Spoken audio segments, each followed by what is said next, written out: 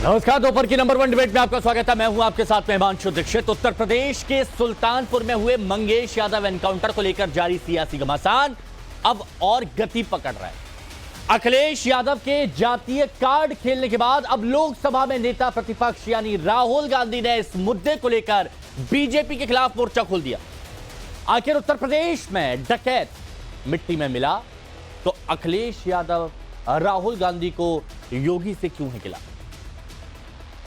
जब योगी नहीं देखते जाते तो उनके टारगेट पर जब सिर्फ अपराधी हैं तो अखिलेश राहुल की राजनीति में अपराधी की जाति क्यों हो रही है? ये सवाल उठाए जा रहे हैं और ये सवाल उठाए जा रहे हैं इसीलिए यहां पर यह भी कयास लगाए जा रहे हैं कि हो सकता है कि आने वाले वक्त में लोकसभा के उपचुनाव हैं और इसी वजह से शायद पीडीए फॉर्मूले को मजबूती देने की कोशिश सियासी दलों की तरफ से की जा रही है। तो इस पर एक रिपोर्ट सबसे पहले आपको दिखाते हैं, आप देखिए फिर चर्चा करें।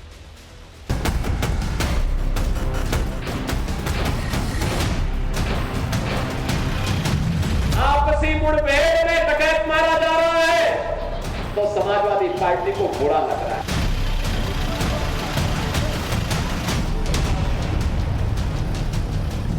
किसी डकैत को जो पुलिस मुठभेड़ में मारा जाता है तब ये चिल्लाने लगते हैं। एक एनकाउंटर और विरोधियों के कई सवाल, लेकिन उससे भी बढ़कर सियासी बवाल जारी है। सुल्तानपुर के ज्वेलरी शॉप में डकैती के आरोपी मंगेश यादव के एनकाउंटर पर उत्तर प्रदेश में जाति की पॉलिटिक्स तेज हो गई है। नैरेटिव सेट करने की कवायद की जा रही है कि मंगेश यादव था, इसीलिए उसका एनकाउंटर हो गया। जो डकैत पुलिस मुठभेड़ में मारा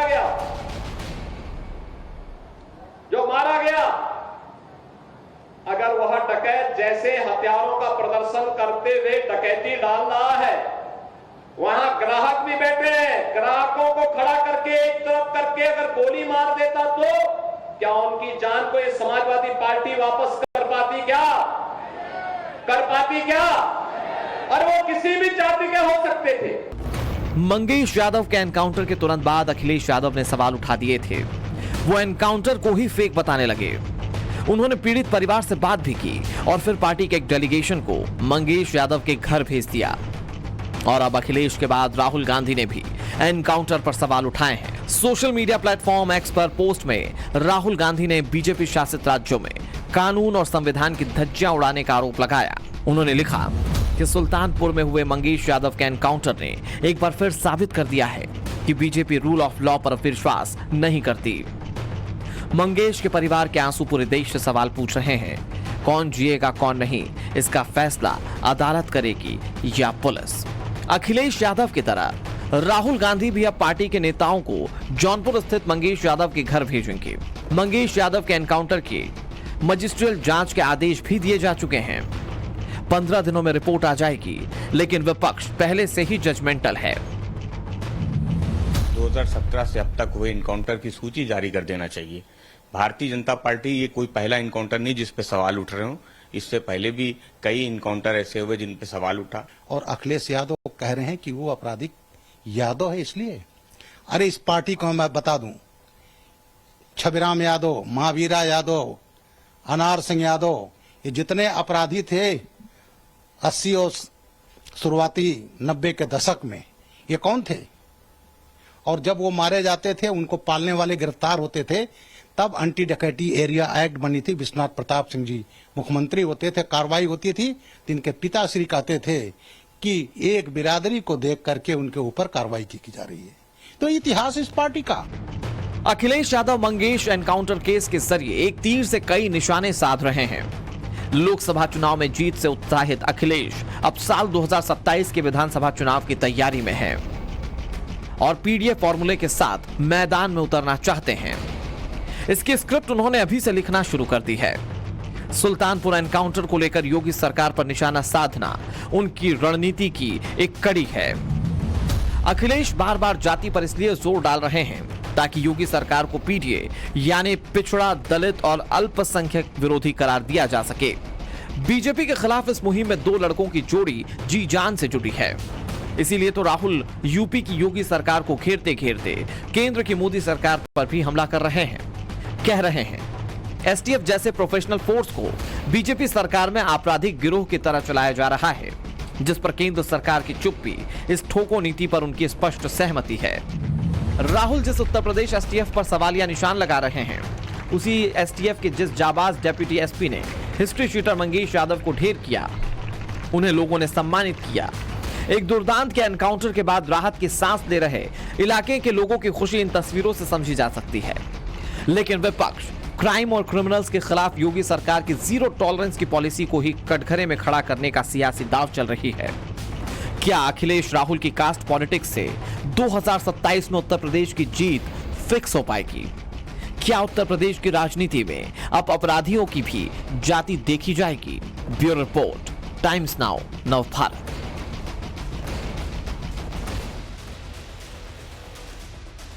रिपोर्ट आपने देखी। अब मेहमानों से आपको मिलवाते जो हमारे साथ इस चर्चा में जुड़े हुए हैं। हमारे साथ में आज इस चर्चा में बीजेपी के प्रवक्ता शिवम त्यागी जी जुड़े हुए हैं। हमारे साथ में नीलू रंजन वरिष्ठ पत्रकार, वो भी जुड़े हुए हैं। एक बार फिर से आपको मिलवाते हैं। शिवम त्यागी जी बीजेपी प्रवक्ता है हमारे साथ में, नीलू रंजन जी वरिष्ठ पत्रकार हमारे साथ में जुड़े हुए हैं। हमारे साथ में LN राव साहब पूर्व डीसीपी दिल्ली पुलिस के जुड़े हुए हैं। हमारे साथ में वरुण पुरोहित जी कांग्रेस की तरफ से जुड़े हुए हैं। आप सभी का बहुत स्वागत है। राव साहब, आप दिल्ली पुलिस में रहे हैं, अधिकारी रहे हैं, इसीलिए सबसे पहले मैं शुरुआत आपसे कर रहा हूं क्योंकि पुलिस पर सवाल उठाए जा रहे हैं। इनफैक्ट राहुल गांधी की तरफ से तो यह भी कह दिया गया है कि वर्दी पर लगे खून के छींटे साफ होने चाहिए। किसी अपराधी का एनकाउंटर हो रहा है तो उसमें जाति क्यों देखी जा रही है? इसके पीछे की आपको वजह क्या लगती है? देखिए, सबसे पहले तो मैं एनकाउंटर के बारे में बता दूं आपके व्यूअर्स को। एनकाउंटर का मतलब क्या होता है? बहुत से लोग ये समझते हैं एनकाउंटर ऐसा है कि पुलिस ने पकड़ा और उसको मार दिया। ऐसा कुछ नहीं होता है। एनकाउंटर वो होता है जब अपराधी को पकड़ने जाते हुए पुलिस के ऊपर वो अपराधी अगर अटैक करता है तो पुलिस को अधिकार है अपने आत्मरक्षा में गोली चलाने का और उस आदमी को, अपराधी को पकड़ने का। ये एक इस प्रक्रिया में अगर अपराधी पहले गोली चला रहा है या अपराधी पुलिस पर अटैक कर रहा है तो पुलिस को अपने आत्मरक्षा में करना पड़ता है। उस प्रोसेस में अगर कोई इंजर्ड हो जाता है या कोई मर जाता है तो वो उसको एनकाउंटर बोलते हैं। ये लोगों को पहले समझ आना चाहिए। बहुत से लोग समझते हैं कि पुलिस ने पकड़ के मार दिया, ऐसा कुछ नहीं होता है। ऐसे पकड़ के मारने का मतलब तो है कोल्ड ब्लडेड मर्डर, वो मर्डर के बराबर माना जाता है। अगर ये साबित हो जाए कि किसी पुलिस ने किसी को पकड़ के मारा है तो मर्डर के बराबर है। हाँ। उसमें पुलिस को कोई अधिकार नहीं है किसी को पकड़ के मारने का। तो ये बात बड़ी क्लियरली आपके व्यूअर्स को होनी चाहिए। अच्छा, एक बात और बता दीजिए राव साहब कि किन केसेस में मजिस्ट्रियल जांच के आदेश दिए जाते हैं? देखिए, NHRC का एक ऑर्डर है कि किसी भी केस में अगर एनकाउंटर है और उस एनकाउंटर की जांच, पहली दफा तो यह है NHRC का एक बड़ा क्लियर ऑर्डर है कि उसकी जांच होगी और उसकी जांच वो वाली टीम या उस वाले अधिकारियों के टीम को नहीं दी जाएगी, किसी और अन्य अधिकारी को या और DCP को, SP को दिया जाएगा। वो उसकी जांच करेंगे जैसे इस केस में SDM जांच कर रहे हैं। अच्छा, अब एक बात और बता दीजिए, इसमें जाति वाला एंगल, इसके पीछे की आपको वजह क्या लग रही है? देखिए, जाति नहीं होती है, इसमें कोई जाति नहीं देखी जाती है। एनकाउंटर में कोई अपराधी कोई भी किसी जाति का पुलिस पे अटैक करेगा तो एनकाउंटर हो जाता है। हाँ। इसमें जाति का कोई मतलब नहीं। अगर ये जाति के आदमी ज्यादा अगर अपराधी हैं और उनको पुलिस दबिश डाल के पकड़ना चाह रही है और वो पुलिस पे अटैक करेंगे तो मारे जाएंगे, चाहे कोई भी जाति हो। आपने देखा होगा कोई ब्राह्मण जाति के लोग भी मरे हैं इसमें। जैसे दुबे जी का पूरा एक उदाहरण है, काफी और भी कई लोगों का है। ऐसा नहीं है कि एनकाउंटर में कोई खाली यादव ही मरे हैं। बहुत से आदमी ऐसे दूसरी जाति, दूसरे धर्म के भी हैं और दोनों धर्मों के आदमी। स्टैटिस्टिकल डाटा उठाएंगे तो ऐसा कुछ नहीं कि सिर्फ यादवों पे पुलिस ऐसा कुछ नहीं कर रही है। अब वो तो अपराधियों की कैटेगरी है, कितने अपराधी किस जाति के हैं या क्या इसकी जाति जनगणना भी करा लेनी चाहिए, कितने अपराधी किस जाति के हैं। अच्छा, ठीक है, ये आपने बहुत स्पष्ट कर दिया। बस एक ही बात पर आपत्ति थी कि वो अपराधी के लिए आप दुबे जी कह रहे हैं तो वो शायद फ्लो में निकल गया होगा, लेकिन कह सकते हैं कि सिर्फ दुबे, विकास दुबे, क्योंकि उसने कई पुलिस वालों की हत्या करी थी। वरुण पुरोहित जी, अब बताइए, राहुल गांधी जी कह रहे हैं वर्दी पर लगे खून के छींटे साफ होने चाहिए। किसी भी अपराधी का अगर एनकाउंटर होता है तो किन परिस्थितियों में होता है, ये LN राव साहब ने स्पष्ट कर दिया। तो ये क्यों मुद्दा उठाया जा रहा है? अब तो जांच भी हो रही है उसकी, मजिस्ट्रियल जांच SDM कर रहे हैं। हिमांशु जी, रूल ऑफ लॉ का अर्थ होता है जुडिशरी को बाईपास करना। जिस प्रकार से उत्तर प्रदेश में बुलडोजर हो, एनकाउंटर हो, जुडिशरी का कोई ख्याल ही नहीं मन में आ रही, जैसे जैसे आपने कोई ठेका दे दिया हो, जैसे पिक्चरों में दिखाते हैं वो हिसाब चल रहा है। इसलिए प्रश्न उठ रहे हैं और विपक्ष का नेता, हिंदुस्तान के विपक्ष का नेता ठीक है। और उत्तर प्रदेश का विपक्ष का नेता अखिलेश यादव अगर कोई प्रश्न उठा रहे हैं तो ये लोकतांत्रिक व्यवस्था है देश के अंदर। हाँ। आप क्यों नहीं जुडिशियल प्रोब कराओ, एसडीएम क्यों आप हाईकोर्ट के जज से प्रोब करा दो। अगर आप लोकतांत्रिक मूल्यों में आप विश्वास करते हो तो आप विपक्ष को दिखाने के लिए भाई ठीक है। और जहां तक पुलिस की बात राव साहब करे तो इनका स्टेटमेंट तो सही तरह 100% हो नहीं गया हिंदुस्तान के लिए। पुलिस भी दूध की धुली भी तो है नहीं। फर्जी एनकाउंटर भी गए, विकास दुबे की इन्होंने बात की तो विकास दुबे का एनकाउंटर देखा था आपने, किस स्टाइल से, फिल्मी स्टाइल से किया गया था। वो कोई ये जो चीजें चल रही है तो प्रश्न चिन्ह तो लगेगा ही लगेगा। दूसरा, 4 जून के बाद से योगी जी ये दिखाना चाह रहे हैं कि भाई उनकी वजह से नहीं आ रहे, आने वाला विधानसभा चुनाव है, उपचुनाव में तो अपनी एफिशिएंसी प्रूव करना चाहते हैं। हाँ। और आप ये देखिए कि अगर उनका डर होता, टेरर होता 7 साल में, योगी का प्रशासनिक बहुत जबरदस्त एक्सीलेंस है, कि लूट की वारदातें क्यों करता कोई, और इतने रेप हो रहे। अभी आपके चैनल दिखा रहा था, कहा बच्ची के साथ रेप, हर जिले में उत्तर प्रदेश के बच्चियों के साथ रेप हो रहे हैं, महिलाओं के साथ रेप हो रहे हैं, लूट डकैतियां हो रही हैं। तो अगर 7 साल में प्रशासनिक एफिशिएंसी होती, एडमिनिस्ट्रेटिव एफिशिएंसी होती तो ये सब घटना ही नहीं होती। तो जो आदमी एडमिनिस्ट्रेटिव रूप से फेल हो चुका है, देखिए मैंने कल भी कहा था, आज भी कह रहा हूं, पहले भी कहा, योगी के रूप में, साधु के रूप में, सन्यासी के रूप में वो एक आदरणीय है, सब तरह से आदरणीय, लेकिन एक राजनीतिक जो गद्दी पर वो बैठे हैं उसके लिए राजनीतिक सूझबूझ, राजनीतिक गहराई की आवश्यकता होती है मुख्यमंत्री। अच्छा, ये आपने अपनी तरफ से बात करी और बहुत स्पष्ट बात रखी, अच्छी बात है। शिवम जी सब सुन रहे हैं। अब तारिक भाई भी हमारे साथ जुड़ चुके हैं, समाजवादी पार्टी के प्रवक्ता। तारिक भाई, जांच के आदेश दे दिए गए हैं लेकिन पुलिस पर आरोप लगाए जा रहे हैं, सरकार पर आरोप लगाए जा रहे हैं, और अभी आपके जुड़ने से पहले पूर्व डीसीपी हमारे साथ जुड़े थे, उन्होंने बताया कि किन कंडीशंस में, सर्कमस्टांसेस में एनकाउंटर होते हैं। लेकिन इसमें जाति वाला कार्ड खेलना ये गलत है। बाकी आप मांग कर सकते हैं। जी बोलिए। बाय डिफॉल्ट हर एनकाउंटर की जांच होती है, कोई स्पेशल बात नहीं है, हर एनकाउंटर की जांच होती है, इसमें कोई नई बात, इसमें कद्दू पे तीर नहीं मारा इन्होंने। सिर्फ एनकाउंटर में जब एक लोग होते हैं तो वो चाहे विकास दुबे हो, चाहे तारिक खान हो, चाहे कोई सिंह हो, चाहे कोई त्रिवेदी हो, त्रिपाठी हो, तब दिक्कत नहीं होती है। जब सामूहिक लूट होती है और उसमें चयनित किया जाता है, या सामूहिक कहीं दुष्कर्म होता है, जैसे गोमती नगर वाला मामला था, वो भी सामूहिक था, कई लोग थे उसमें पिक किया जाता है 2 लोग। ऐसे ही इसमें भी 14-15 लोग थे और सब दूसरी जाति के थे, उसमें से किसी एक को पिक किया जाता है, तब दिक्कत होती है।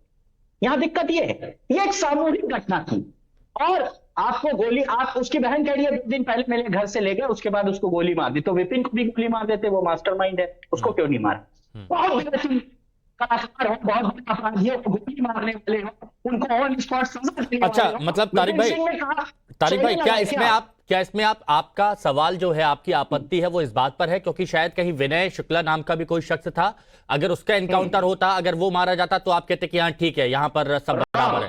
रॉन्ग, तो ये सवाल नहीं है। ये सवाल नहीं है। आपने 15 लोगों में से किसी एक को पिक एंड चूज करके मारा, और ये आप एक घटना में नहीं करते, हर जगह 15-20 लोग होते हैं, उसमें पिक एंड चूज करते हैं कि ये कुछ लोग पीडीए के आप हत्यारे हैं, पीडीए का खून पीते हैं तब आपका पेट भरता है, उन लोगों को पिक एंड चूज करके आप प्रताड़ित करते हैं, मारते हैं। सवाल ये उठता है, ये आपकी शपथ के खिलाफ है। आपने शपथ लिया था कि बगैर भेदभाव के आप शासन करेंगे, जब आप पिक एंड चूज करते हैं तो आपके मुख्यमंत्री होने पर सवाल उठता है। दिक्कत इस बात पिक एंड चूज, और फिर से वही शब्द आया, पीडीए। शिवम त्यागी जी जवाब दीजिए, दो तरफ से सवाल उठाएगा।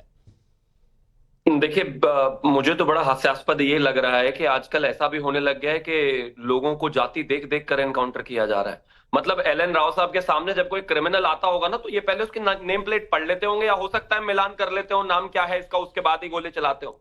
इनके सामने कभी कोई पिस्टल लेके खड़ा हो जाएगा ना मारने के लिए, तो पतलून गीली हो जाएगी और समझ में आ जाएगा कि जब एक पुलिस वाला जो है एक ड्रेडेड गुंडे के सामने रहता है जिसको गोलियों का कोई हिसाब नहीं देना, उस दिन बुद्धि ठीक हो जानी है इनकी, समझ आ जाना है। खैर, लेकिन इनका ये नया भी नहीं है। इन्होंने जातीय जनगणना बलात्कारियों में, गुंडों में, गैंगस्टरों में भी कर दी।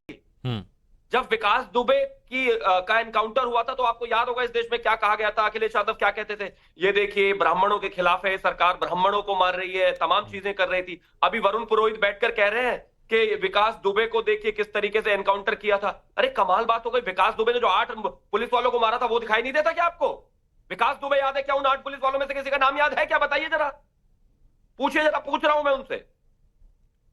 वरुण जी, नाम याद है किसी पुलिस वाले का? अरे भाई मैंने क्या कहा, आपने सुना नहीं क्या? खाली दूसरों को नहीं, मैंने तो सुना ही नहीं होगा। बस इतना ही पूछना था, थैंक यू। बस इतना ही पूछना था, स्टाइल में आप एनकाउंटर करोगे तो इतना ही पूछना था, स्टाइल में। मतलब अब इनके लिए स्टाइल भी कांग्रेस लेना पड़ेगा कि कौन से स्टाइल में। खैर आपने उसकी बीच में नहीं बोलना है। अच्छा हो गया। अच्छा, अब एक पॉइंट त्यागी जी, मैं बस इसमें ये ऐड करना चाह रहा हूँ, आप जवाब दीजिएगा। आप जवाब दीजिएगा। अब जैसे वरुण पुरोहित जी कह रहे हैं कि ब्राह्मणों पर जितना अत्याचार योगी सरकार में हुआ किसी पर नहीं हुआ, अखिलेश यादव कह रहे हैं कि यहां पर यादव पूछा जाता है, मतलब यादव और ब्राह्मण अब किस पर है ये अभी स्पष्ट नहीं है। थोड़ी बात कंटिन्यू करिए फिर। नहीं, मैं वही कह रहा हूं। हाँ। विकास दुबे का एनकाउंटर हुआ तो इस प्रदेश में इन्होंने नारा लगाया ब्राह्मण खतरे में आ गया, भाजपा ब्राह्मणों के खिलाफ है। मंगेश यादव जो 7 मुकदमे झेल रहा था और जो इतना आतंक करके रखा हुआ था, जिसके ऊपर 1 लाख का इनाम था, अगर उसका एनकाउंटर हुआ तो कहते हैं कि नहीं यहाँ तो यादव खतरे में आ गया। अगर मुख्तार अंसारी जेल में थे तो कहते थे नहीं ये तो मुसलमानों को, अल्पसंख्यकों को प्रताड़ित कर रहे हैं। अब क्या हम जो है क्रिमिनल्स में भी जाति ढूंढेंगे? आपको पिछड़े समाज को और देश के हर समाज को मजबूत करने के लिए जातीय जनगणना करानी थी, लेकिन ये बलात्कारियों में कैसी जनगणना करने लग गया? मोहित खान अगर पकड़ा जाता है अयोध्या में तो उसके पीछे खड़े हो जाते हैं, कहते हैं कि नहीं यहाँ पर तो डीएनए होना चाहिए। बीच में मत बोलिए ना, कोई लाभ है क्या?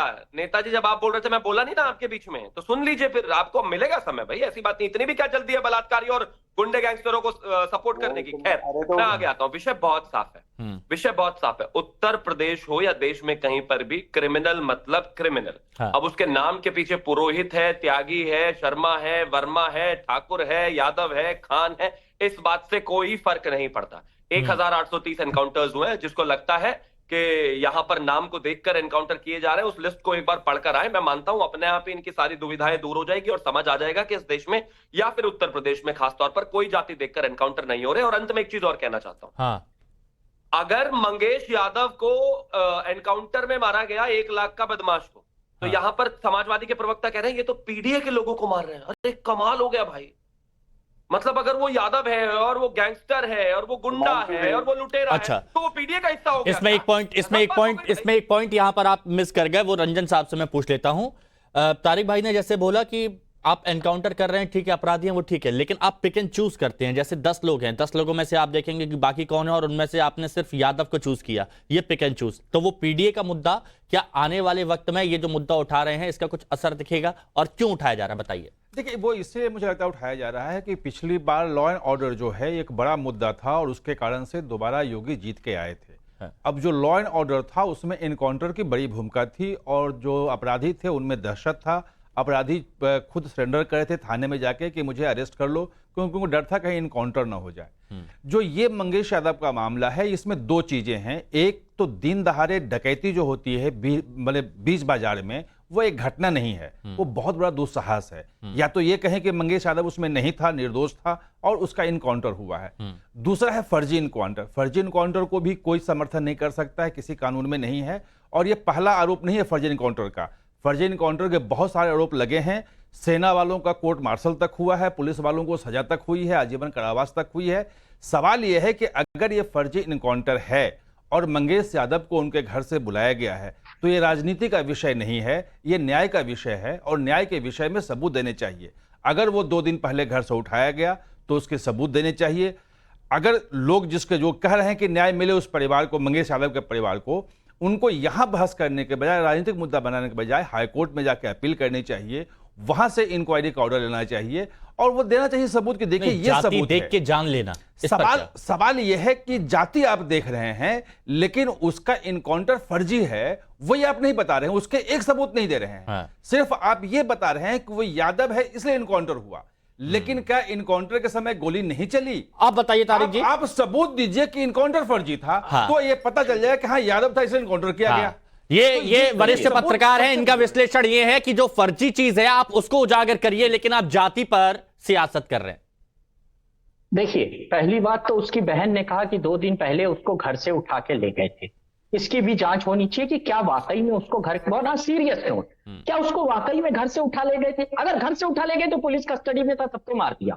चप्पल पहन के एनकाउंटर करते हैं, शाबाश, बहुत अच्छा। अपनी बीवी को मंत्री बनवाते हैं, बहुत अच्छी, शाबाश, कोई बात नहीं। देखिए, बीजेपी प्रवक्ता ने 2-3 बातें कही। क्रिमिनल मतलब क्रिमिनल, वेरी मार देना चाहिए। और जब कोई क्रिमिनल सामने आए तो उससे हाथ जोड़ के ये नहीं पूछेंगे भैया तुम्हारी जाति क्या है, वेरी गुड, क्रिमिनल की जाति नहीं पूछनी चाहिए, बहुत अच्छी बात है। तो ये अपराध तो सबसे पहले योगी साहब ने किया। जब 15 लोग पानी फेंक रहे थे तो एक मुसलमान और एक यादव का नाम क्यों लिया? ये अपराध अगर क्रिमिनल का नाम पिक एंड चूज करके उससे नहीं पूछ सकते हैं, शिवम जी को भी स्क्रीन पे लाइए। ले सकते हैं, ये कौन सी बात हुई भाई? आप भी माफी मांगिए तो हम लोग माफी मांग लेंगे कल। योगी जी आए माफी मांगे कि मुझसे गलती हुई थी, मुझे 15 लोगों में से सबका नाम लेना चाहिए, 2 लोगों का नाम नहीं लेना। ओके, अच्छा, हाँ, ये बहुत इंपॉर्टेंट पॉइंट आपने कहा। तो शिवम जी ये बताइए, देखिए दिक्कत इस बात से है कि संसद में, विधानसभा में आप क्या कहते हैं, आप सिर्फ मुसलमान और यादव ये पॉइंट उठाते हैं और वो लगा है, दिल पर लगा है। अच्छा, दर्द हो गया, हर्ट हो गए सेंटिमेंट्स, वो एमवाई समीकरण पर चोट हो गई तो मुझे लग रहा है कि इनको दुख हो गया। खैर, लेकिन एक चीज बताइए मुझे, अब पवन यादव वहां पर थे तो हम क्या करें? मुख्यमंत्री ने उसके बाद में भी बताया और सबने बताया और पूरी पार्टी ने बताया, क्योंकि उस समय तक 2 ही लोगों की पहचान हो पाई थी और उसमें से एक यादव था, दूसरा मुस्लिम था। अब बताइए, तारिक खान अगर मान लीजिए किसी के बाद पानी फेंकते हुए दिख जाए या पत्थर फेंकते हुए दिख जाए तो तारिक खान को तारकेश्वर प्रसाद कहकर तो बोलेंगे नहीं मुख्यमंत्री। अब ऐसी भी कोई इमरजेंसी नहीं लगी है कि कोई क्राइम करे मुस्लिम तो जो है उसका हिंदू नाम बोला जाएगा, या यादव कोई क्राइम करे त्यागी बोला जाएगा। बिल्कुल, बिल्कुल दे दीजिए, बिल्कुल दे दीजिए। जातियों में मत बांटिए बिल्कुल भी। मैं सिर्फ एक चीज कहना होने लगता है इनसे, ये चुप जाए तब मैं पकड़े गए थे। और उससे भी महत्वपूर्ण एक और बात है, 10 सेकंड और दे दीजिए। उससे भी महत्वपूर्ण बात यह है कि उसी केस का जो एक व्यक्ति था पवन यादव, जिसको उस मामले में बेल मिली, उसके बाद अखिलेश यादव जी ने बाकायदा उससे घर बुलाकर मिले। अरे अगर मतलब कल यादव हो या मुस्लिम हो, कोई आतंकवाद में पकड़ा जाएगा तो क्या उसको भी घर बुलाकर मिलने लगोगे? ठीक है, ओके, अब हाँ बताइए। गैंगस्टर गुंडे पहले 2 की पहचान हुई थी इसीलिए, और आप भी सिलेक्टिव अप्रोच ही है, यादव और मुस्लिम ही देखते हैं बस। बोलिए। सुनिए, देखिए दिक्कत क्या है ना, कि क्या योगी साहब को मोतियाबिंद हो गया है आंख में? 15 लोग थे, आपको दिखे नहीं, आपको मोतियाबिंद है तो इलाज कराइए आप मुख्यमंत्री की। पहली बात, अगर 2 लोगों के नाम आपके पास गए थे, आपको पता था कि वहां ज्यादा लोग हैं, तो यू शुड हैव वेटेड। आप गली के सभासद नहीं, आप मुख्यमंत्री, आपको जिम्मेदारी ये लेनी चाहिए कि वहां कई लोग थे, कई लोगों ने असॉल्ट किया, लेकिन आपके अंदर इतना उबाल है, इतनी नफरत है दलित मुसलमान पिछड़ों के प्रति कि आप पूर्व के विधानसभा पहुंच गए कि हम 2 लोगों का नाम ले लें। ये गैर जिम्मेदाराना है। और इन्हीं आंखों से देखा गया कि 15-20 लोग पानी उछाल रहे थे। बिल्कुल, यादव के ऊपर गंभीर बात नहीं आपने, वो वहां खड़ी नहीं, इसीलिए उसको वरुण पुरोहित जी, क्या यही मुद्दा है कि विधानसभा में मुस्लिम यादव बोला गया मुख्यमंत्री की तरफ से, और इसीलिए शायद अब समाजवादी पार्टी भी इस मुद्दे को उठा रही है? क्या आप इस मुद्दे पर उनके साथ हैं? नहीं, देखिए, मुख्यमंत्री जो होता है उसको सेलेक्टिव नहीं होना चाहिए। उनके पास हाथ में पेपर थे जब विधानसभा में बोल रहे थे, तो ऐसा हो नहीं सकता। सारी लिस्ट नहीं थी, उन्होंने 2 नाम बोल के कहा, और भी नाम है, लिस्ट थी उनके हाथ में, कागज थे। और अगर नहीं थी तो मुख्यमंत्री किस बात की उनके पास रिपोर्ट नहीं हो पाई? जो लखनऊ कैपिटल में कुछ होता है, विधानसभा के सामने आपको पता ही नहीं है कौन से नाम है। ये तो इससे ज्यादा प्रशासनिक विफलता क्या होगी? दूसरी बात मैं जिस सरकार की विश्वसनीयता पे सवाल मैं उठाना चाह रहा हूँ, टेनी के बेटे ने मर्डर का केस था, उसने उस पे संबंध देते हैं, पुलिस उठा लेती है, वो नहीं दिया। रात में बच्ची का दाह संस्कार करते हैं। आप देखिए, जो हिंदूवादी बनते हैं अपने आप को, इतने केस में आपको गिनवाऊं, चिन्मयानंद का बलात्कार का केस वापस लेने पे जवाब नहीं देते। तो अच्छा, ये चीज सरकार की। वरुण पुरोहित जी, एक बात मैं जरूर यहां पर मेंशन करना चाहूंगा। आप सरकार पर सवाल उठाएं, अगर कोई खामी है उसको उजागर करें, तो बिल्कुल हम आपके साथ हैं, ये जरूरी है। लेकिन अगर समाजवादी पार्टी मुस्लिम और यादव मुद्दे पर सवाल उठा रही है और इसी मुद्दे को आगे बढ़ा रही है, तो क्या आप इस मुद्दे पर, पर्टिकुलर इन 2 नामों पर, जाति पर, उनके साथ हैं? देखिए, जातिवादी बात हम नहीं करते, हमने तो रूल ऑफ लॉ की बात करी है। जुडिशरी को जो उल्लंघन करके काम किया जा रहा है, वो प्रशासनिक व्यवस्था नहीं होती है देश के अंदर। 3 टायर बनाए गए थे संविधान में, जुडिशरी इसीलिए बनाई गई थी कि जो भी न्याय की व्यवस्था हो, आप न्याय से मांग करो। भी अभी आदरणीय पत्रकार महोदय ने कहा आप हाईकोर्ट जाइए, तो फिर सरकार किस लिए हर आदमी हाईकोर्ट जाएगा हर चीज के लिए? तो जांच का फर्क तो जाना पड़ेगा। आप अरे भाई, तो सरकार क्या करेगी? नहीं, सरकार क्या करेगी? सरकार बैठी रहेगी। सरकार पे भरोसा नहीं है तो आप कहां जाएंगे? और दूसरी बात इसके पहले जो सबसे चर्चित जो इनकाउंटर रहा है वो बाटला हाउस का रहा है, और कांग्रेस ने खुद मांग की थी कि इसकी जुडिशरी जांच होनी चाहिए, और मनमोहन सिंह सरकार ने मना कर दिया था। अरे गृह मंत्री उन्होंने कहा, अरे वरुण पुरोहित जी बहुत एक मुद्दा उठा रहे, सुनिए। खुद बताइए कि 2009 के इलेक्शन के पहले 2008 में बाटला हाउस इनकाउंटर सबसे चर्चित इनकाउंटर रहा है, और उस इनकाउंटर की मांग दिग्विजय सिंह से लेकर कांग्रेस पार्टी के तमाम लोग करते रहे, और पी चिदम्बरम गृह मंत्री थे, मनमोहन सिंह प्रधानमंत्री थे, और मना कर दिया कि नहीं होगी। और जो और सुनिए उसमें बाटला हाउस के इनकाउंटर के जो हेड थे उन्होंने किताब लिखी है, उसमें लिखा है कि कैसे सबूत देखने के बाद कपिल सिब्बल चुप हो गए, सारे सबूत देखने के बाद। तो मांग करना अलग है, सरकार रहते हुए एक्शन लेना अलग है। बाटला हाउस को आप सबके सामने है वो। नहीं, योगी सरकार उसी का रेप्लिका है। योगी सरकार कांग्रेस की यूपीए सरकार है। बताइए बताइए। नहीं, लेकिन सवाल यह है कि अगर आपको किसी को भी, अगर मुझे सरकार पे भरोसा नहीं है तो मैं कहां जाऊंगा? अच्छा, राव साहब भी कुछ कहना चाह रहे हैं। राव साहब प्लीज एक मिनट। हाँ, राव साहब प्लीज एलन राव साहब। हाँ, वो दिल्ली पुलिस के बताएंगे। मैं सिर्फ इस बात को कहना चाह रहा हूँ, जो कह रहे थे कि सरकार भी कुछ चीज है, तो सरकार ने तो एसडीएम की इंक्वायरी एज पर लॉ करा रखे है ना। एसडीएम साहब की इंक्वायरी की रिपोर्ट आने का इंतजार करें। अगर ये झूठा है तो एसडीएम साहब कोई, वो तो इंडिपेंडेंट ऑफिसर है ना, वो इसकी इंक्वायरी करके बता देंगे कि झूठा है तो जिनके खिलाफ कार्रवाई हो जाएगी इसमें। हाँ, तारिक भाई बताइए, एसडीएम की रिपोर्ट पर भरोसा करेंगे? नहीं, एकदम भी नहीं, क्योंकि देखिए ये बाय डिफॉल्ट हर एनकाउंटर में ये 5-6 हजार 10 हजार एनकाउंटर करा चुके हैं। एसडीएम की रिपोर्ट कोई मायने नहीं रखती। इसमें किसी जुडिशियल इंक्वायरी की जरूरत है, जिसकी निगरानी कोर्ट के पास हो। हम इसकी मांग भी करेंगे और जरूरत पड़ी तो इसके लिए कोर्ट भी जाएंगे। हम हर चीज के लिए तैयार हैं। अपराधी है, मगर बेगुनाह को मारने का आपको अधिकार नहीं। बेगुनाह नहीं, अपराधी है वो। आप बेगुनाह कह रहे हैं, क्या वो डकैती में शामिल नहीं था? इनकाउंटर गलत हो सकता है, फेक हो सकता है, आप उसको बेगुनाह नहीं कह सकते। सुप्रीम कोर्ट ने कहा जब तक अपराध साबित ना हो, हमने तो इसलिए जब तक इनकाउंटर फेक साबित ना हो तब तक उसको फेक कहना भी उचित नहीं है। अब आप शिवम त्यागी जी, बहुत जरूरी है, एनकाउंटर में लागू होता है। एनकाउंटर आगे भी होंगे। जिस तरह के अभी हालात है, अगर अपराध बढ़ रहा है तो आमना सामना होगा, एनकाउंटर होगा, मुद्दा उठाया जाएगा, जाति पर जान लेने की बात भी दोबारा दोहराई जाएगी। आपका स्टैंड क्या रहेगा आगे? योगी आदित्यनाथ जी ने बहुत साफ कहा था कि अगर कोई गुंडा गैंगस्टर जो है उत्तर प्रदेश में दंगा करेगा, बच्चियों को छेड़ेगा, व्यापारियों को परेशान करेगा, तो मैं क्या करूं? मैं उसकी आरती उतारूं? हम उनकी आरती उतारने वाले नहीं हैं। अगर वो मुसलमान है, वो बटला हाउस एनकाउंटर में मारा जाता है, वो आतंकवादी है, इनके हिसाब से वो भी फेक है। अगर मंगेश यादव एनकाउंटर में मारा जाता है तो क्योंकि वो यादव है, इनके हिसाब से वो भी फेक है, वो भी गलत है।